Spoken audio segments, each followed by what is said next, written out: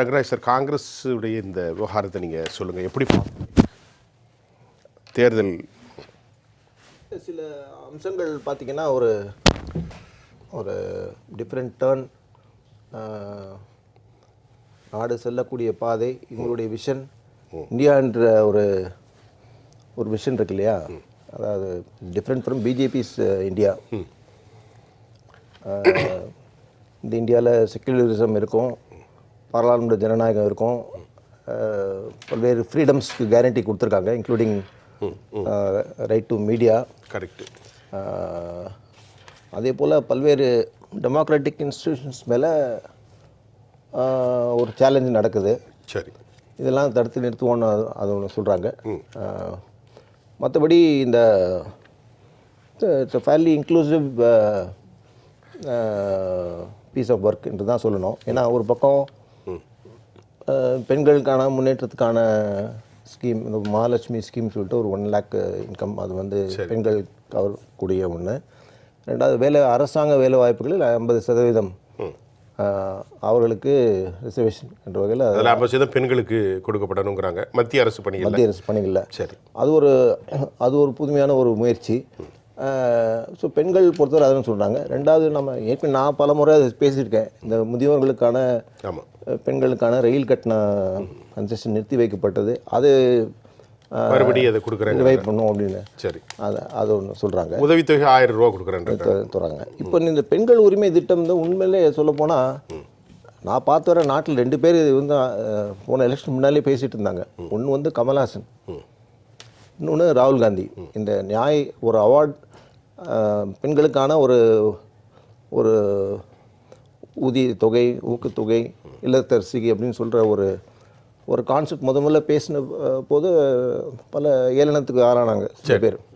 ஆனால் அது இன்றைக்கி படிப்படியாக தமிழ்நாட்டில் கொண்டு வந்துட்டாங்க, கர்நாடகாவில் கொண்டு வந்துட்டாங்க. அதை பார்த்து வட இந்தியாவில் 5-6 மாநில தேர்தலுக்கு முன்னால் அமித்ஷாவும் அதை எடுத்துகிட்டு 12,000 ரூபாய் வருஷத்துக்கு பெண்கள் கொடுக்கப்படும் சொல்லிட்டு இப்போ அனைத்து கட்சியினரும் அதை ஏற்றுக்கொண்டு அதுக்கு ஒரு முனைப்பாக அது செயல்படுறாங்க. You cannot put the clock back. கண்டிப்பாக. இப்போ அது வந்து கிட்டத்தட்ட இப்போது எல்லா பார்ட்டியும் ஏற்றுக்கிட்டு செயல்படுத்துகிற நிலைமைக்கு தான் வந்திருக்கு. ஸோ அந்த வகையில் பார்த்தீங்கன்னா இல்லத்தரசிக்கு அதுக்கான டார்கெட்டும் போக நீங்கள் பார்த்தீங்கன்னா மற்ற கட்சிகளும் நாங்களும் செய்கிறோம் அப்படின்னு சொல்லிட்டு இதுக்கான வரலாம். அப்போது இந்த மாதிரி சில ரெண்டாவது கேஷ் பேஸ்ட் சென்சஸ், இதுவும் நாட்டில் தேவை. ஏன்னா சுப்ரீம் கோர்ட்டே பல நேரத்தில் என்ன ரிசர்வேஷனுக்கு வந்து நம்மகிட்ட இடஒதுக்கீடுன்னு வராங்க, கோட்டா போடுறாங்க, ஆனால் அதுக்கான டேட்டா ப்ராப்பராக செஞ்சுருக்கீங்களா அப்படின்ற ஒரு கேள்வி சுப்ரீம் கோர்ட் அடிக்கடி கேட்டுகிட்டே இருக்குது.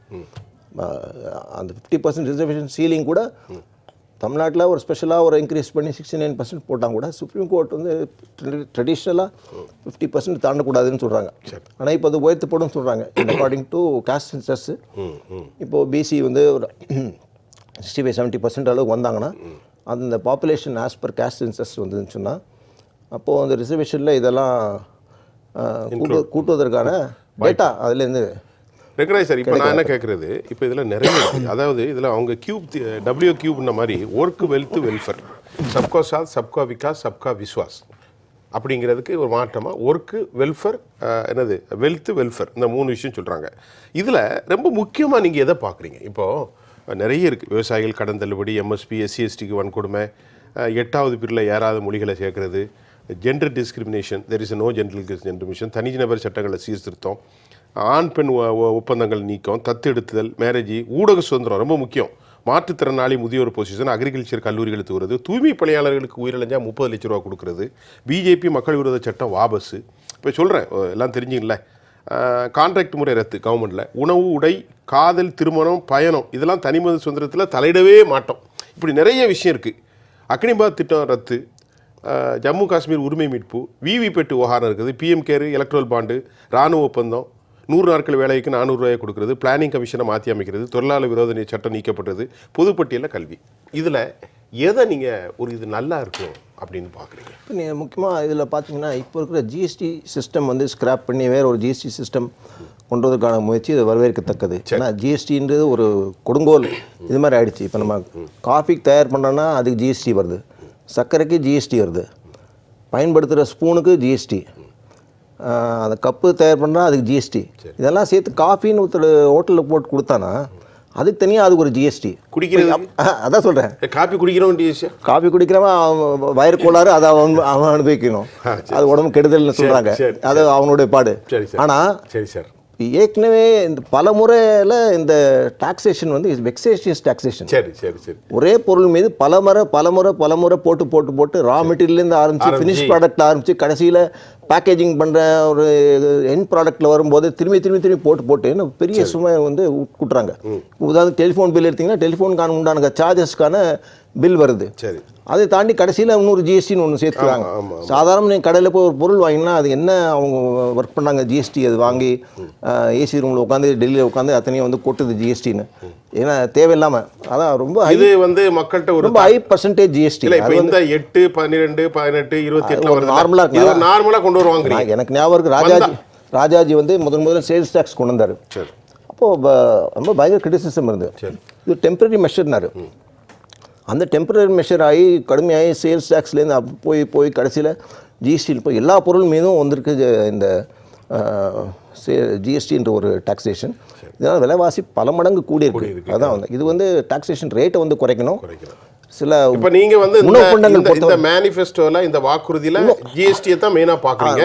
இதை கிராக் பண்ணால் பையிங் கெப்பாசிட்டி கூறும் அப்படிங்கிற உற்பத்தியும் சில சிக்கல்கள் நீக்கப்படும். இல்லை, இந்த மாநிலங்களுக்கு போதுமான பகிர்வு கூட்டப்படும் சொல்கிறாங்க. ஆனால் இப்போ பிஜேபி ஆட்சி வந்தால் எந்த அளவுக்கு கூட்டுவாங்கன்னு எனக்கு தெரியல. ஆனால் இது the states are better off with their own sales tax system than through the GST. இப்போ அவங்களால எந்த பொருளுமே அவங்க வந்து வரி போட்டு ரெவென்யூ அவங்க வெல்ஃபேர் ஸ்கீம் கொண்டு வந்தாங்கன்னா அதை இம்ப்ளிமெண்ட் பண்ண முடியல. ஏன்னா அவங்களுக்கு வந்து எல்லாமே டாக்ஸேஷன் மெஷர்ஸ் எல்லாமே சென்ட்ரல் கவர்மெண்ட்டில் போயிருக்கு. இப்போ இவங்க கைவசம் எதுவுமே இல்லை. இப்போ டாக்ஸ்மேக் ஒண்டி தான் இருக்குது, அதனால தான் கைவிட மாட்டேன்றாங்க. ஏன்னா அதுலேருந்து ஒரு 20,000 25,000 ரெவென்யூ அதில் வருது.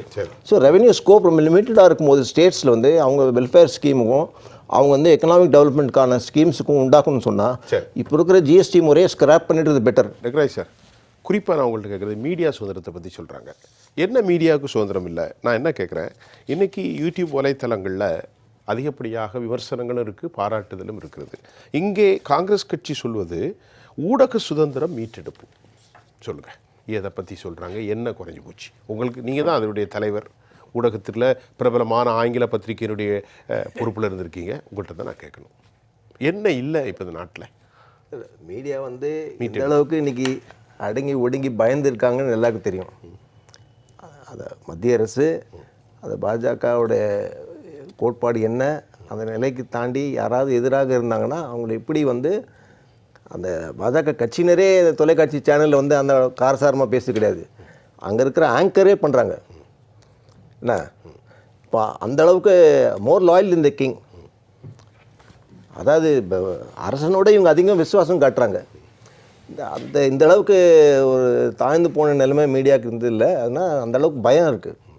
ஏன்னா இன்கம் டேக்ஸ் ரைடு, இப்போ பிபிசி ஒரு இன்டர்வியூ எடுக்கிறாங்க, சரியோ தப்போ மாற்று கருத்து சொல்லலாம், அதோட முடிஞ்சு போச்சு. ஆனால் அது ரைடு, அவனு ஏதோ அந்த டேக்ஸ் கட்டல இந்த டேக்ஸ் கட்டல அப்படின்னா அது முன்னால் தெரியலையா? இந்த இன்டர்வியூக்கு பிறகு தான் தெரிஞ்சுதா? அப்போ அந்த ஒடுக்க தானே பார்க்குறாங்க. அப்புறம் அதே மாதிரி நியூஸ் கிளிக், ஏதோ சைனாலேருந்து பணம் வாங்கினாங்கன்னா, அமெரிக்காலேருந்து பணம் வாங்கி நியூஸ் பேப்பர்ஸ், நியூஸ் ஏஜென்சிஸ் எவ்வளோ பேர் நாட்டில் நடத்துகிறாங்க. இப்போ வயர்னுங்கிற ஒரு சேனல் நடத்திக்கிட்டு யூஎஸ்ஐஎஸ் கிராண்ட் வாங்கி நடத்துகிறாங்க, எவ்வளோ பேர் இருக்காங்க. சிங்கப்பூர்லேருந்து பணம் வருது, எங்கேருந்து?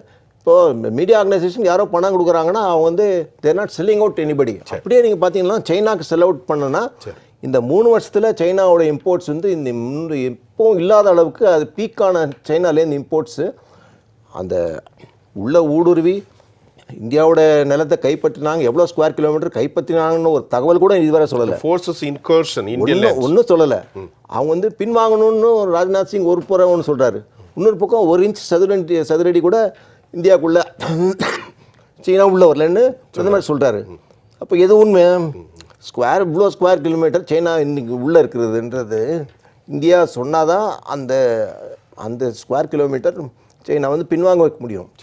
ஒரே ஒரு லைனு, இந்த ராஜினாமா பண்ணால் டிஸ்குவாலிஃபை ஆனால் அது வந்து எதிர்க்கிறோன்னா, ஏன் எதிர்க்கிறோன்னா அப்புறம் மகாராஷ்டிராவில் எப்படி ஆட்சி மாற்றம் கொண்டு வருது, கர்நாடகாவில் எப்படி ஆட்சி மாற்றம் கொண்டு வருது, மத்திய பிரதேஷ் எப்படி எலெக்டட் மேண்டேட்டை எப்படி மாற்றி எப்படி கொண்டு வரது இதெல்லாம் பண்ண முடியாதுல்ல, அதுக்காக தான் எதிர்க்கிறாருன்னு நினைக்கிறேன். ஏன்னா இப்போ ரெண்டாவது நீங்கள் எம்எஸ்பி முக்கியமான விஷயம் வந்து அக்ரிகல்ச்சர் பொறுத்தவரை விவசாயத்துக்கு வேண்டிய ரெம்யூனரேட்டிவ் ப்ரைஸ் வேணுன்றது ஒரு மிக அவசியமான ஒன்று. ஏன்னா நாடே அதை நம்பியிருக்கு. 70% இன்றைக்கும் நாட்டில் விவசாயம் நம்பியிருக்கு. அந்த விவசாயிகளுக்கு இப்போ ரெம்யூனரேட்டிவ் ப்ரைஸ் கிடைக்கலன்றது தான் எல்லாருக்கும் தெரியுது. இல்லைன்னா அந்த இருக்கிற விவசாயமும் இன்னும் அழிஞ்சு போகும். அதனால் எம்எஸ் சுவாமிநாதன் என்ன சொன்னார்னா, எம்எஸ் சுவாமிநாதன் சொன்னதை சரியாக இம்ப்ளிமெண்ட் பண்ணல. அவருக்கே அந்த வருத்தம் தான். எனக்கே அவரை தெரியும், நான் என்ன அவரை பார்த்து பேசியிருக்கேன். எம்எஸ் சுவாமிநாதன் ஃபார்முலா இம்ப்ளிமெண்ட் பண்ணிட்டோம்னு சொல்லிட்டு அவசர கோலத்தில் என்ன பண்ணாங்க, அவருடைய ஃபார்முலா எடுத்து இம்ப்ளிமெண்ட் பண்ணணும்னு சொன்னாங்க. ஆனால் காஸ்ட் ஆஃப் ப்ரொடக்ஷன்னு அத்தனையும் எடுக்கலை. ஒரு சிலது மட்டும் எடுத்து அது மட்டும் எம்எஸ் சுவாமிநாதன் ஃபார்முலான்னு சொல்லிட்டு தப்பாக மிஸ்லீட் பண்ணுறாங்க. ஃபார்மர்ஸ் 70 நாள் இருந்து என்ன சொன்னாங்கன்னா, எம்எஸ் சுவாமிநாதன் ஃபார்முலா படி எம்எஸ்பி நீங்கள் வந்து ரிட்டன் கேரண்டியாக கொடுத்தீங்கன்னா அடுத்த நாளே நாங்கள் வந்து விவசாய போராட்டத்தை வாபஸ் வாங்கணும்னு சொன்னாங்க. எடுத்துக்கிறேன். ஆனால் செய்யலை. இப்போ அந்த எம்எஸ் சுவாமிநாதன் ஃபார்முலாவை முழுமையாக இம்ப்ளிமெண்ட் பண்ணால் விவசாயிகளுக்கு நல்லது.